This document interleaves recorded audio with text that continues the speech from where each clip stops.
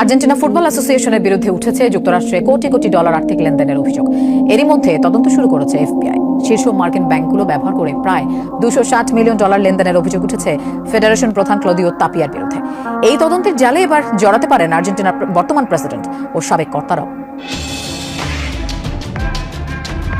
বিশ্বকাপের টানটান উত্তেজনার মাঝেই মাঠের বাইরে আছড়ে পড়ল মহাবিস্ফোরণ। আর্জেন্টিনা ফুটবল অ্যাসোসিয়েশনের উপর এবার যুক্তরাষ্ট্রের কড়া নজর। মাঠের লড়াইয়ের মাঝেই এবার দৃশ্যপটে হাজির খোদ মার্কিন গোয়েন্দা সংস্থা এফবিআই।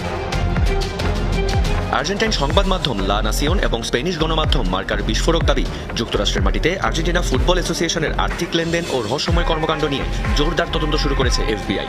অভিযোগের তীর কোটি কোটি ডলারের দিকে। ক্লদিও তাপিয়ার নেতৃত্বাধীন এই ফুটবল সংস্থা মার্কিন আর্থিক ব্যবস্থার মধ্য দিয়ে কিভাবে বিপুল পরিমাণ ডলার লেনদেন করেছে তা জানতেই এখন মরিয়া ওয়াশিংটন।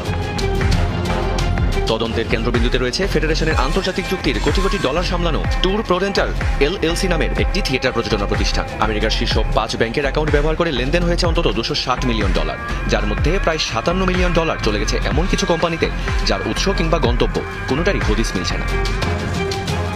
ইতিমধ্যে ব্যবসায়ী গৈলার্মো তোফোনি জবানবন্দি দিয়েছেন এফবিআই এর কাছে।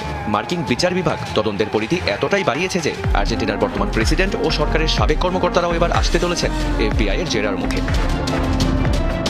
গোয়েন্দাদের পাখির চোখ কিন্তু খোদ ফেডারেশন প্রধান ক্লদিও তাপিয়ার দিকেও। যাদের কাছে ফেডারেশনের গোপন নথিপত্র রয়েছে তাদের কাউকেই ছাড়তে নারাজ মার্কিন মুলুক।